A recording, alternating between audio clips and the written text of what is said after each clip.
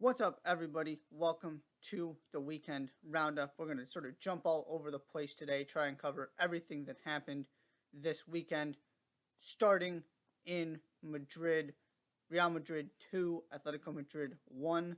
I don't care what the expected goals say, I don't care what the scoreline ended up being. Real Madrid were in complete control of this game for basically the entire 90 minutes. Atleti get a fluke goal where the ball just goes in. Mario Hermoso, without looking, hits the ball in off his shoulder. That's how Atleti got their goal. They never looked close to equalizing. João Felix apparently just walked off the field, and then when he got substituted, and then just left. That was how things were going for Atleti.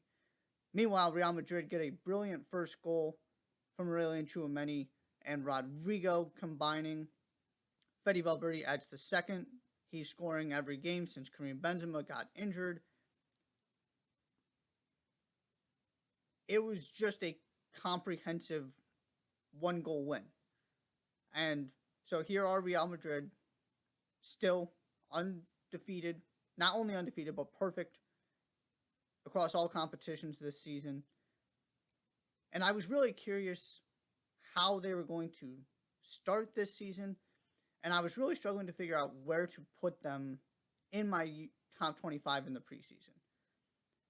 Because you can't dismiss what they did in the Champions League.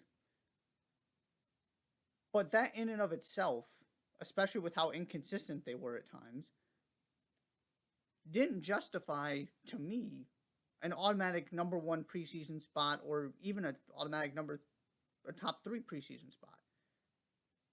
They were in this weird spot where you couldn't dismiss what they were doing, but also I still wasn't entirely sold.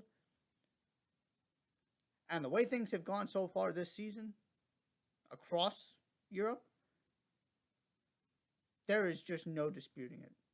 They are in that top tier with Manchester City and PSG, and I don't think anybody else is in it right now. Maybe that changes by the end of the season, but they are. I'm still not willing to call them the best team in the world. I do think that's Manchester City. But absolutely, you are justified saying Real Madrid are the best team in the world. They are number one in my top 25 for a reason. Not only can you point to, PSG, it is the French league, so you got to take that with a grain of salt. Manchester City have dropped points to Newcastle, who have sputtered a little bit, and Aston Villa, who barely have gotten going this season. Real Madrid, like I said, still perfect. I will 100% argue going to Atletico Madrid, most difficult game of those three teams, City, PSG, Real Madrid. Borussia Dortmund at home is not Atletico Madrid away. So I'm not sure what you want from this team. No, they're not going to beat everybody 5-0. But it's a lot of 3-1s and 4-1s. They don't have Karim Benzema right now, and they just went and beat Atletico Madrid. I'm completely sold. Does it mean they're going to win the Champions League again? No. Does it mean I'm going to pick them to win it? No. But they are 100% backing up what they did across last season, but specifically the Champions League, because the rest of La Liga was so bad last season. It just was hard to evaluate how good they really were, because I refuse to put that much stock in knockout tournaments. What I want to see is you show up week in and week out in your league and do your job in the Champions League. It hasn't been perfect, but nobody is doing a better job of being consistent and performing game in, game out than Real Madrid right now. And that includes Manchester City. There are no more questions. This team is absolutely brilliant. They proved it again in this game. The other part of this that I want to touch on quickly is the Vinicius situation, I will call it. I don't really know what the right word is. Of all the things to get this worked up about and cause this international debate, drama, controversy, whatever word you want to use, we've picked dancing. Even if you're not a fan of Vinicius' celebration. I just have a hard time understanding why anybody cares this much that we're at a point where Real Madrid is, issuing statements of support for Vinicius and threatening legal action to protect him. Is this really where you want to put your foot down and say enough is enough? We can't have this in our game. This just doesn't make any sense to me. Of all the things to get upset about, we have chose the fact that a brilliant player celebrates scoring. And then you had the videos come out of the racist chants directed toward Vinicius before the game from Atletico Madrid fans, which is what happens when you start taking something that's nothing and trying to create a controversy. And now we've got real issues. The video speaks for itself. What I will add is, usually in situations like this, it's one or two people, right? It's a player trying to sort of point out who was racially abusing them, and the police then hopefully figuring out who it was, and a fan or two gets banned for life in a situation where you actually identify this person and are able to address what happened. Of course, this is not representative of all Atletico Madrid fans. But this was not one or two people. This was a group of dozens, at least, probably over 100, out in public doing this.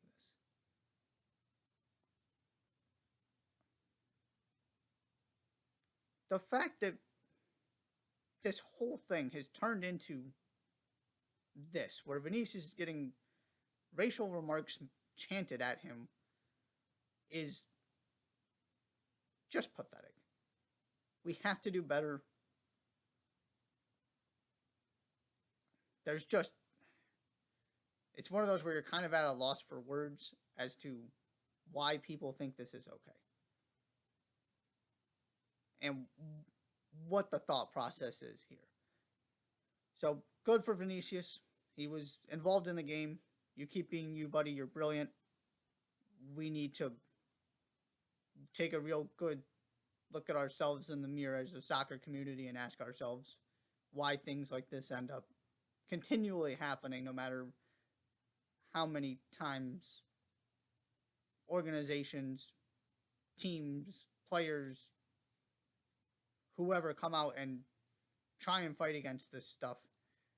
It's so internally ingrained. It's continuing to be a long process, but we saw, unfortunately, another example this weekend. But Real Madrid get the win, deservingly so. They are 100% the real deal. In Italy, two big games, both going to the road teams. Atalanta and Napoli get massive wins. Atalanta find a way to do this despite being outshot 21-4. Roma put 5 shots on goal. Atalanta won. They get their goal through 18-year-old Giorgio Scalvini. A cool little story there. Guy that's producing and playing meaningful Serie A minutes. Did so last year too. And so here's Atalanta. I was also really curious how they were going to respond this season because they simply stopped scoring goals last year. And they've been really good defensively so far, which is not something you associate with the really good Atalanta teams of the past 5 years or so, right? They are open, they score a bunch of goals, they give up a bunch of goals, and more times than not, they outscore their opponents. This has the look of something a little more sustainable. And here they are at the top of Serie A. The team they're tied with is Napoli. Gio Simeone is the hero at the San Siro. Didn't even think about that right before I said it. Napoli 2-1 winners over AC Milan. AC Milan had all kinds of chances in this game. It was a terrific game, first, should say that. captivating end-to-end stuff. Pierre Kalulu smashes the ball off the crossbar late that could have equalized. In another world, AC Milan win this game. It's not that they thoroughly outplayed Napoli. They did probably have the better of the chances on the day. But crossbar denies them this equalizer. Napoli take their chances in a game that didn't feature Rafael Leao, didn't feature Victor Osimhen. There were some players missing on both sides, but ultimately it is Napoli who triumph. And so here are Napoli and Atalanta tied on 17 points, at least 3 points ahead of the other 5 quote-unquote big clubs, if you want to call them that you're looking at as potential title contenders or top 4 contenders. Still got a very long way to go. The question will be, just like it was last season, for Napoli, can you do this until the very end? Because they're in a terrific position, and this is as vulnerable as I've seen the rest of the league. I do think AC Milan are ultimately going to be okay. I haven't been too concerned about them so far. Inter, I've got major issues and questions about. I've covered that before. Juventus just lost to Monza. That's a complete train wreck. So you're very quickly running out of teams here that are going to compete with these two. So we may have some very, very interesting developments and sort of storylines emerging as we get to the very end of this Serie A season, because it is wide, wide open. I expect AC Milan to be there. I wouldn't be shocked if Napoli and Atalanta keep this up. Again, long, long way to go. I'm not jumping too far ahead, but terrific starts for both of them. Big wins on the road this weekend. Next, we head to Germany. Yeah, Rafael Gikiewicz has perhaps the game of his life. Augsburg beat Bayern Munich. I'm not going to go over all of the things I said about Bayern Munich last weekend after they drew a 3rd game in a row. They added a loss to that, so they're winless in 4. At the same time, Borussia Dortmund, dominant defensive performance against Schalke, get a late winner. And all of a sudden, here's Dortmund 3 points up on Bayern. Union Berlin also win again. Jordan Pefok scores. They're still at the top of the table. Again, I'm not willing to go as far as to say Bayern aren't winning this league. That's a complete overreaction this early in the season. What I will say is, if Dortmund keep playing defense like this, what they did against Manchester City, what they did against Schalke, this is absolutely a title race, and Dortmund can win it. Bayern have been that bad, and it's just not that complicated. Dortmund had a major hole at center back, and it's been one of the biggest reasons why they haven't been able to stick with Bayern for an entire season. So what did they do? They went and got 2 new center backs, and it's starting to click into gear, and they're starting to really clean things up at the back. They weren't that far away. Bayern were not great last season, and are in the middle of a historically bad stretch for them. This could absolutely go down to the wire. And it is why 7-0 from Bayern or whatever on week 1 against a team that wasn't great last season in the Bundesliga and just didn't show up is not reason to go say the Bundesliga is over. I've harped on this before, but this narrative that we just assume it is a total given, the Bayerns and the PSGs of the world win their league, it's just lazy. Most of the time they're going to, especially with PSG, I get that. But there was a reason to say Dortmund had a real shot this year. And so far it's coming true. And all these questions about Bayern that needed to be answered have not been answered in a positive way so far. That's all I'm going to say here. They're going to play each other coming out of this international break. I believe it's game 2 on October 8th or something. Don't quote me on that. But that will be the next test for Dortmund. I'll talk about that when we get to that game. But Dortmund, you got to feel really, really good. Union Berlin, feel really, really good. Bayern, major work to do. And then England, real quick. Arsenal, Manchester City, comfortable 3-0 wins. Not much to say there. Son Heung-min drops to the bench for Antonio Conte. Just trying to sort of reset things, give him a little bit of a breather as he's had this really slow start to the season. And then he comes off the bench, and 13 minutes later, he has 3 goals. And he finishes off Leicester in a game where Leicester were much, much better than the 6-2 scoreline suggests. They were right there. It was 3-2 because they made a horrible mistake coming out of halftime. But then Son just completely took the game over. The first 2 goals were just brilliant. Go watch him if you haven't seen him yet. That should be that. He looks completely fine. Expect him to be ready to go coming out of the international break. It's just, he had a tough stretch in that team with 4 really, really good attackers. If you're not performing for a little bit, you're going to get dropped to the bench. It's the reality of the situation, especially when Richarlison is doing what he's doing. But ultimately, Spurs get a 6-2 win. Brendan Rodgers, this change needs to happen. As of this recording, I have not seen that it has. I don't know what Leicester are waiting for. And you also had Everton and Aston Villa get wins over the weekend. I still don't see this team getting relegated. But that gap is continuing to grow. They are not getting any better, and it's been a rough start, right? They've already played Arsenal, they've already played Chelsea, they've already played Manchester United, and they've already played Spurs. The soft part of the schedule is coming up out of this international break. You have an international break to get this thing reorganized. Now is the time to make this change. I'll save more thoughts because I do expect this change to happen. But it does need to happen. The defense is just horrifying. On to MLS. One thing I want to mention here, the Columbus Crew again dropped points at the death against the Portland Timbers. You combine that with Inter Miami's dramatic win, courtesy of Gonzalo Higuain, and the Columbus Crew are now looking up at the playoff line. Inter Miami have snuck in to take the 7th spot.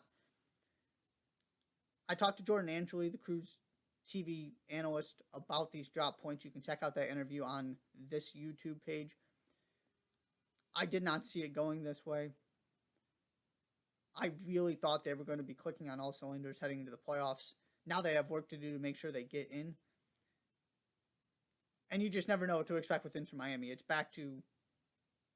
part of this is... the bad stretch came when Alejandro Pozuelo got suspended, which is something I pointed out when he inexplicably, karate kicked, I think it was Andres Reyes of the New York Red Bulls. You just can't do that. But the Crew have continued to drop points, giving Inter Miami a chance to regroup. And so this thing looks like it's going to go down to the wire in the East. And then NWSL, final thing I want to get to here. Jaden Shaw gets the only goal of the game. San Diego Wave beat Angel City in front of 32,000 fans, sold out Snapdragon Stadium. San Diego are officially home. This was their debut of this stadium. Couldn't have asked for a better debut from winning and the opponent and the fact it took them to the top of the table. And you sell it out, no problem whatsoever. Terrific atmosphere, terrific just statement for the NWSL. And the one thing I want to mention, and Casey Stoney talked about this after the game too. San Diego did this without having an MLS club in the city or these big time, celebrity owners as part of this ownership group where you want to go because it's the Mia Hamm, Natalie Portman team. You go down the list, what Angel City / LAFC are offering in LA with those ownership groups. San Diego don't have any of that. This is simply a reminder the club game, and I want to emphasize the club part of this because to me, the U.S. women's national team is just a different conversation. There will always be fan support because there's been fan support for multiple decades now. But what we are seeing is that the club level is starting to get there on the women's side. Again, 32,000 people went to watch an NWSL game. It's only going to continue to grow. This is exactly what you want to see from the NWSL. Terrific night for the league, for San Diego Wave. The audience is there. There is no disputing it. You just got to find a way to continue to elevate it, continue to grow it, and get this consistently across the league. That's the other part of this, right? Can you sort of match this in every single city you have in your league? But San Diego, job well done. Fans were terrific. Awesome atmosphere. Awesome story. Congratulations there. That is all for the weekend roundup. Be sure to hit that subscribe button right here on YouTube and check out all of the written content on Substack, touchlinetalk.substack.com. We'll see you next time.